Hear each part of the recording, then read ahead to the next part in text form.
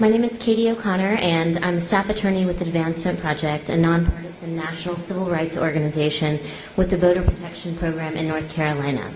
I have 3 minutes today, and I want to dispel 3 myths.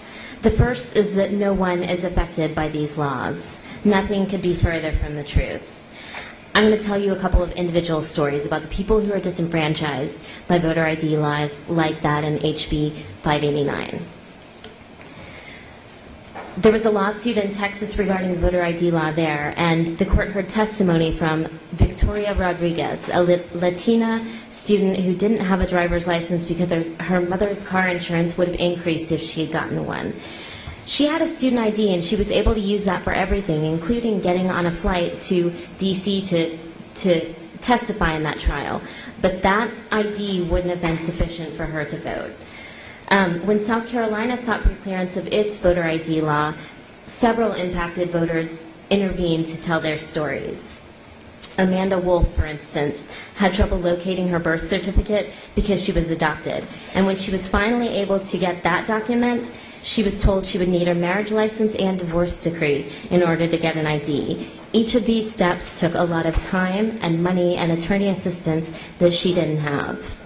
James DuBose and Junior Glover, two African-American men from South Carolina, both lacked an original birth certificate altogether and would have to require attorney assistance in order to petition for a delayed birth certificate.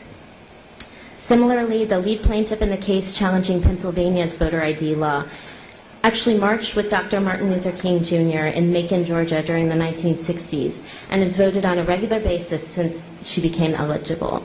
Nevertheless, this 93-year-old African-American woman has never driven and has never had a driver's license, had to make 3 attempts to get her birth certificate, and was finally given an ID after that. The second myth I want to dispel here is that there is a justification for this law. We know that there's not. Actually, we know that there's not.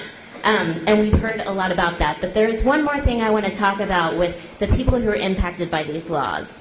We know that in Indiana in 2008, 21% of the ID-related provisional ballots went uncounted. 21% of those ballots were not counted because people couldn't show up to show ID. We also know that in 2012, 22% of ID-related provisional ballots, I'm sorry, that's 22% were counted. That means 78% were uncounted. Finally, we know that in Georgia, 1,586 votes have gone uncounted since that state adopted an ID law. That's 1,586 votes too many for no justification. Thank you.